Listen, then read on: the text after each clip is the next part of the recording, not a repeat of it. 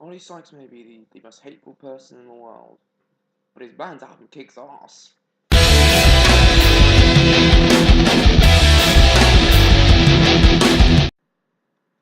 What's up, everyone? Nick Webb here. Hope you like the intro. It's very simple. I'm looking on developing it. I've just sort of got a new bit of video editing software which I'm combining with the YouTube editor. So you should see some more expansive intros than that in the future. But I'm just playing around. I was just playing around with this one. But doing this has inspired me to make a video. As you could probably tell from the title, from obviously how I opened it, and the title sequence, if you like, this is going to be a review of the 2013 Bring Me the Horizon album, Sempriternal. It's their first release to feature their new keyboard player. I'm sorry, I'm not too familiar with his name. And their first to feature only one guitarist in the recording. However, live they still play with two. Having not been a fan of any music that the band had written before this, I was looking at this from a massive place of sort of skepticism and almost dread. Because as I said, I was not a fan of music at all before I heard this. In the lead up to listening to this, and then I heard Shadow Moses, the lead single. It was a bit similar to what they usually do, but it was heavy, but it wasn't unnecessarily heavy. There was nothing, that made me think, oh god, was that really necessary? Or why did you do that? That was stupid. It was a very solid outing at that point, by far the most solid outing that I'd heard from the band up until that point. Sorry for that. And to be honest, I think I had not high hopes, because obviously they were a band I still wasn't a particular fan of, but I was intrigued for the album.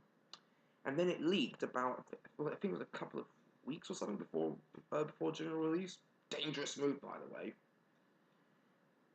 And then when I just listened to it, I was like, wow, that they finally matured into a decent band. Not just a decent band. Sempriternal is, in my opinion, for all the hate, for all the dislike I have for Ollie Sykes, in particular as the vocalist, it's a fantastic album, and he's not the biggest, and he's not the thing that lets it down.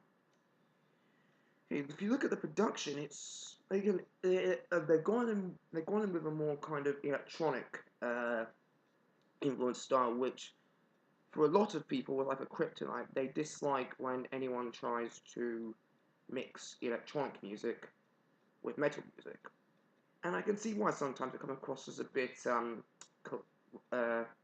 cringeworthy, a bit forced, a bit unnecessary, much like the that band Abandon All Hope I reviewed a while back.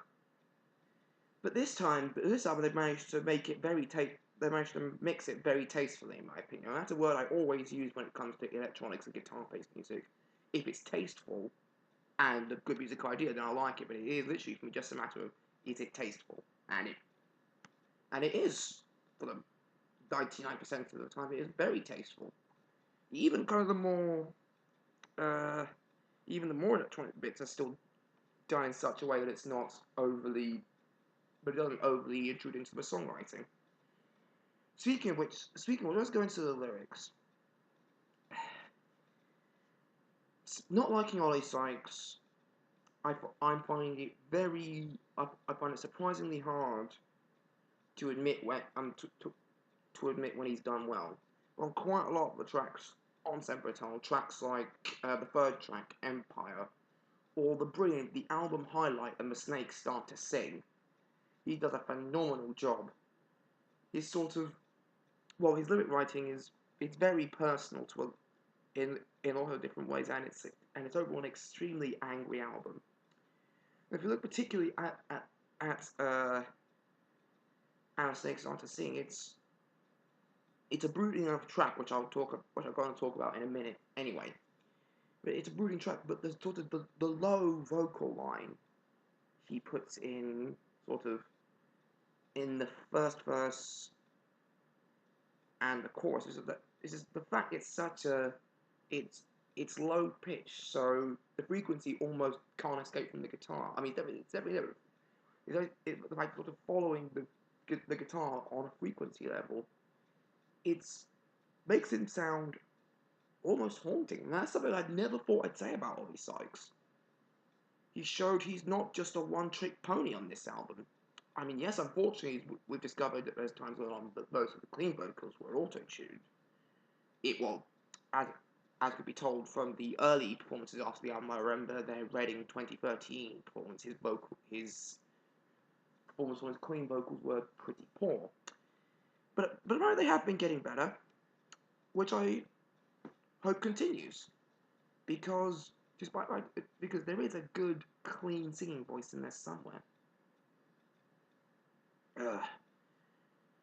Yeah, but well, I guess there's not much else I could talk about, to be honest. No, there is something. The my favorite track, as I've already said, is track, I believe it's track 7. It's called "And the Snakes Start to Sing." I always say the track reminds me of a little bit of the first 30 Seconds to Mars album.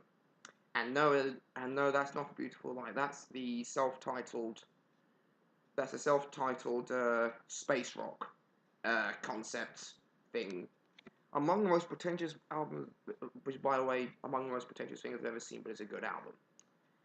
It's it's heavy, yet it relies very heavily on melody, and that's something that I just think is fantastic. It shows that the music can't just be heavy or just melodic. It can be both, and it can work. I mean, it doesn't have to be both. Look at tracks like Antivist, for example, if they're something just ridiculously heavy, or the album closer, Hospital for Souls. Admittedly, not my favourite track, but it proves my point. Or even the bouncy track 5, Go to Hell for Heaven's Sake, which is literally in box one or the other, into the heavy or clean. It's how I feel about that is that they've managed to make something that's inherently alive. It's a living, breathing album with a soul and a character all its own, which is something that a lot of metalcore bands just can't do. I'm looking at you, Asking Alexandria. I'm looking at you, Parkway Drive. I'm looking at you. Yeah, you did. There's bands like that. Bands like Asking Alexandria and Parkway Drive. Their songs don't have any. Their songs don't have any character. They're probably technically very good. They're probably well written, but they have no soul. What Bring Me the Horizon managed to do is write music with soul, which shocked me when I heard this. I was just like, holy crap! How did they do this? It was brilliant. Honestly, this. I would give the album a 7.5 to 8 out of 10 because it's not without its weak points. As I said, the autotune, but the use of autotune always bugs me. Song structures sometimes are a bit similar, and the album ordering, weirdly enough, I don't think was that great. I'd have opened with I mean, I get the first how it first works, but having seen it all before, directly after Mistakes started to sing their tracks are same keys, similar vibe as well. Seems a bit of an odd choice to me. But apart from those minor nitpicks, I'd say bravo to Bring Me the Horizon. They did a great job of, I think, proving a lot of their critics, including myself, wrong with an excellent album.